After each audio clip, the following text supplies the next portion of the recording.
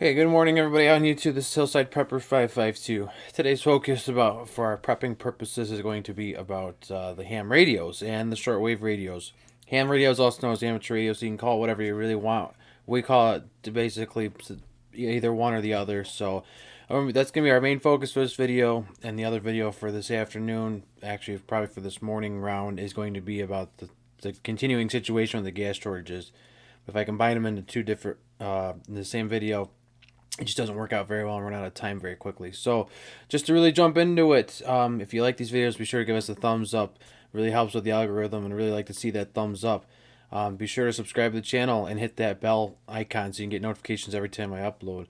Because some of these videos are scheduled, they don't come out right away, so you have to really get the notification for them to come out. So the ham radios, the purpose of the ham radios, what the FCC says and what pretty much everybody will tell you, is the purpose of the ham radios is for the purpose of advancing the art and really our radio practices. So basically, we're testing new things all the time, testing new antennas. We're testing out repeaters. If you're not sure what a repeater is, I can explain that really briefly. A repeater is kind of like a tower or something to that effect, like that bounces a message from one way to the other. So if I wanted to talk to someone in, let's say, Seattle, I would have to, tune to a certain channel, and they'd have to tune to a certain channel, and my message would bounce off a series of networks. It's a network of repeaters, and that's basically how it works. So there's, we're really looking to advance our practicing. And there's people that love to talk on the radio all day, which is fine. It's absolutely great.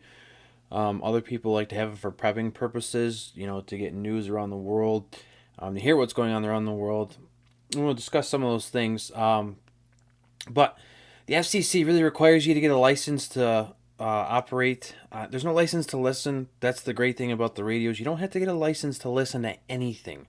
But if you want to transmit and you want to put up antennas so you can transmit and talk to people and family members in California through the radio, then you need to get a license.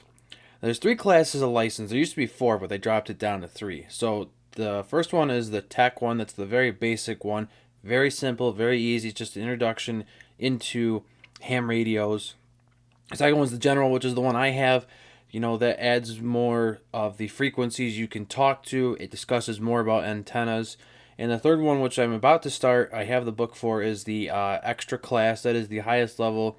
It gives you the most privileges to operate on different channels, and it allows you to more easily operate overseas.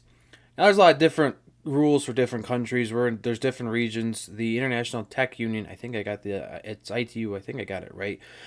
They run basically the regioning and the rules for radios across the world. So we're in ITU region 2. That would be North America, and I think it constitutes South America. I'd have to look at a map again, but region 2, and there's just a bunch of different regions. So each, there's three regions total. It's the world split into three different regions. Kind of makes sense. But in the United States, the FCC is responsible for the licensing, making sure that the testing is accurate. I'm pretty sure they approve a lot of the materials for teaching it, and they can do on-site inspections. So when you get to the general class license, one of the stipulations in the first part of the lessons, the thing that's the first chapter, is that the FCC can come and inspect your station at any time. And that throws a lot of people off because they're saying, well, we don't want to set something up and have the FCC come into our house. It doesn't really work that way. Unless you do something wrong and something that catches their attention, like, you put out an antenna that's just throwing a lot of radiation, the neighbor's complaining because their TV's messed up and you haven't done anything about it, then maybe they're going to come out and do a site inspection. But unless you do something absolutely wrong, then you're not really going to face any problems from it. So, that throws a lot of people off, but, what are they going to do? They don't really spend their time doing much of that because there's just so much radio traffic going on across the United States at any given time. So they might not just, I don't see that they would invest their time on, picking on the little guy here and there just to inspect their stations. So, but that equipment's got to be ready for their inspection. So it's important to keep up on those types of things. So that really comes in with the general class license as well. But there's different types of radios, and there are a lot of different rig setups. You could look up anybody on YouTube with a ham radio. You can see guys with big boxes, and like this big, and they have lots of different the VFO knobs, which is really just the tuning knob. So the VFO knobs really are tuning knobs. You tune the stations, and it's kind of harder on a portable radio to do that. But on the one unit I'm going to show you, it's really simple. So the portable radios, what can they do? What can they not do? And that applies to all radios, really. Well, it's dependent on the antenna you have, the battery you have, the strength basically of your setup is what I say. A lot of people say it differently, but it's really the strength of your entire setup. So for example, a lot of people buy this portable. This is a very popular portable, not this specific model, but this is the Baofeng UV82. You can listen to 2 different frequencies at once. It's really great. This is not the antenna that comes with it. This is a Nagoya antenna. This is so I can get further range, because the range on these Baofengs is about 15 miles. Not much. You can pick up things a little bit further away, but they're not good for transmitting at all unless you're close to somebody else or you're close to a repeater. Extended battery. This is a longer battery. And power is important when you're talking about transmitting, because you want to be able to get your message out across somewhere. But there are limits on the amount of power you can use per frequency and per your equipment, which is all discussed in these classes. And I think it's vitally important that people take these FCC classes and get licensed, not just because the FCC tells you have to if you want to transmit, but because you get to learn more about the radios. You don't want to be someone who's buys one of these radios on Amazon for $100 and doesn't know how to program it, doesn't know what a frequency is, what the different types of bands are, what the difference between a 70 centimeter band versus a 2 meter band versus a 6, a 10, 20, 40, 60, 80, whatever, 160 meter band. So really, licensing is just, it's a nice thing to have. But with these portable radios, so if you can get anything with these. If you go on Broadcastify in your local sheriff's office or the local fire department's county dispatch puts out their frequency, and you are able to get that, you can program it in there. It's a good thing to have, especially if you're already working in that department or whatever. But you can't transmit on those stations. That's very important. A lot of people still love to listen to police scanners, but you can't transmit on those stations. So that's an important thing I got to put out there, because I know someone will take that the wrong way. Do not put those in there, and do not transmit on them. If you're going to listen, that's one thing, but you cannot transmit on them. You could interrupt emergency traffic, and then someone's going to get in big trouble. And I'm not going to be the one responsible for that.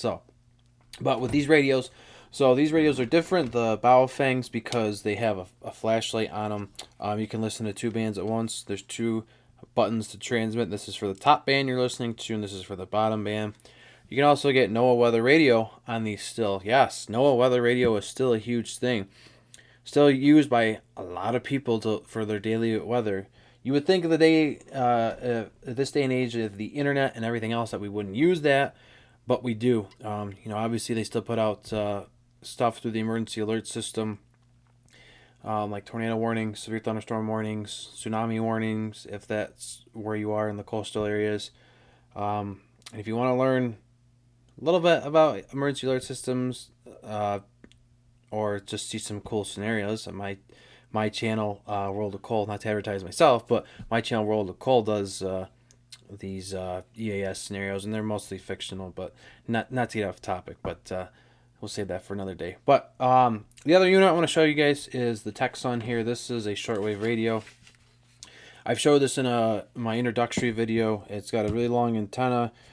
This picks up FM stereo. It picks up the shortwave, long wave, medium wave, single sideband, which is what most ham radio is.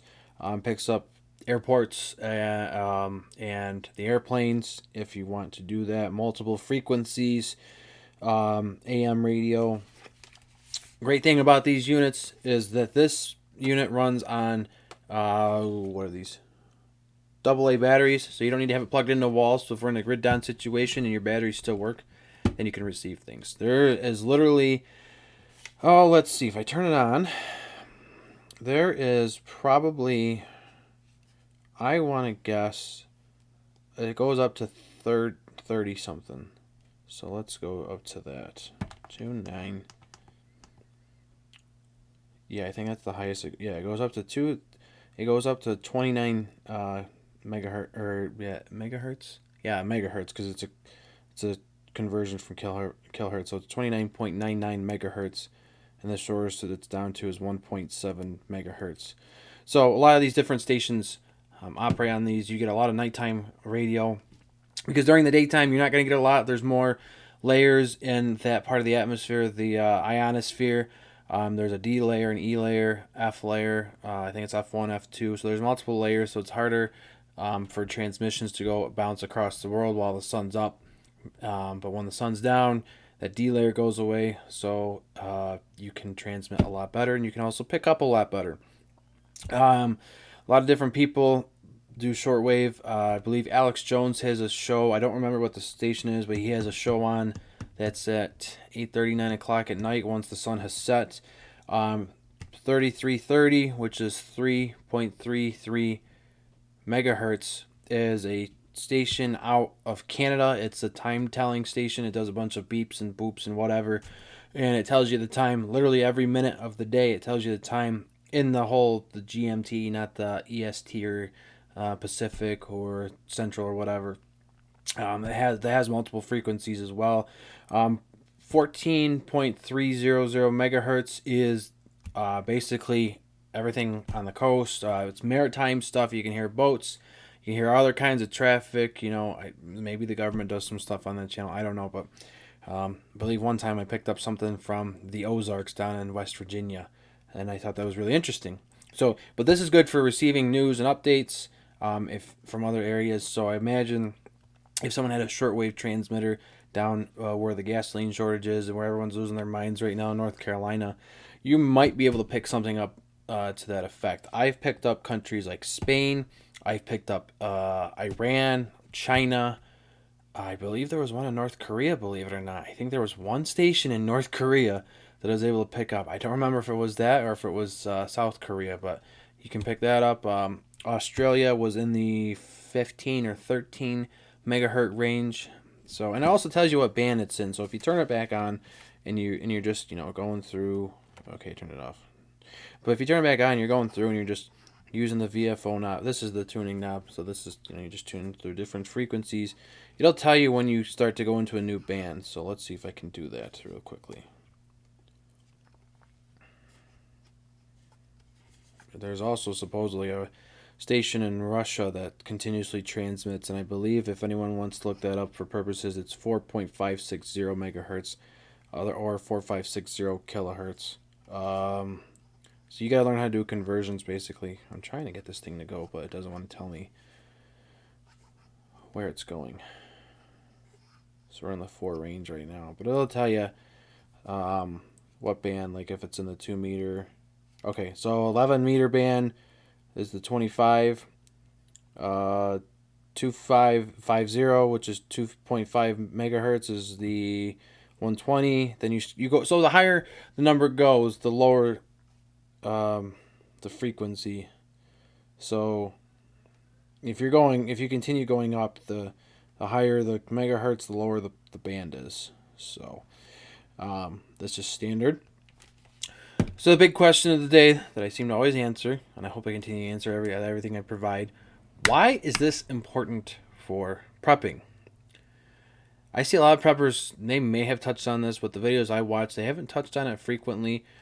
But what do you do in a grid down situation?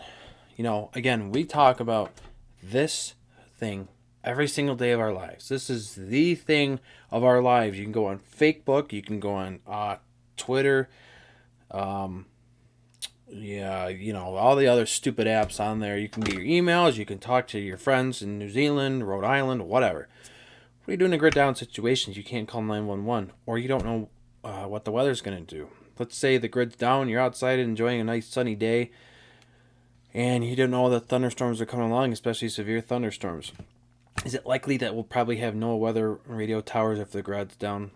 Probably not, but just for a scenario that's still running, you receive news and updates. Other people are going to be communicating on these things, telling you what's going on around the world. Hey, we're out of food here, or we're out of gas here. We're struggling with natural disaster. We have no way to contact anybody. So that is the one nice thing about the FCC license too, is if you hear an emergency going on, especially that's what's taught in general class, is you can actually help that person. You can continue to communicate with them, because really, if they can't call out to anybody else or they can't seek help, you're the person who can do that for them. So you can get details from them about where they are, what's going on. You can call, your local 911 center. They'll pass the information on to somebody else. So it's vitally important for prepping, because we're not always going to have cell phones. There could be a day where we don't have the cell phones. There could be times where the grid's down, and the only way to communicate is through these radios. Radios rely on portable power, which is nice. A lot of them do. You can plug them in, but when the day comes, you're going to want to have charged batteries. I mean, this Baofeng here is, a battery that has to be plugged in. You can't run this thing on AA batteries like this. And the reason this can run on AA batteries versus why that can't is just because this model is specifically for just receiving. You can't transmit on this model. So that's why the ham radios are important for the whole purpose of prepping. It's a good form of communication. It's an expanding form of communication. There's literally, what did they say it was? It's literally billions and billions and billions of, if you want to call it property space on frequency, that's just free real estate. And you gotta be careful, because if you are operating in a certain band that's restricted, you have to get away from that band. Like if it's a United States military operating band, or if it's something to do with, like I said before, sheriff's departments or whatever, you get away from those bands, and you are operating in your privileged bands that the license gives you. You got free real estate all day. Obviously, you don't want to annoy the hell out of everybody, but it's fun to call out. Call CQ, which means calling any station, and you'd be surprised. You hit up someone who's close to you, and you get talking. And it's a great form of communication. And having these radios, you can hear anything you want to hear, really. So, but it's important for prepping. So it's always going to be important for prepping. So I hope you guys enjoyed this video. If you do, be sure to hit that like button. Be sure to hit the subscribe button as well. I'm trying to do daily content. So far, it's working pretty well, and looks like I'm doing at least 2 with everything going on. We'll see if that trend continues. But again, be sure to hit that like button. Be sure to subscribe. I can't say it enough, and I really appreciate you guys that watch these videos. So until next time, we'll see you on the next episode of Hillside Prepper 552. See you later.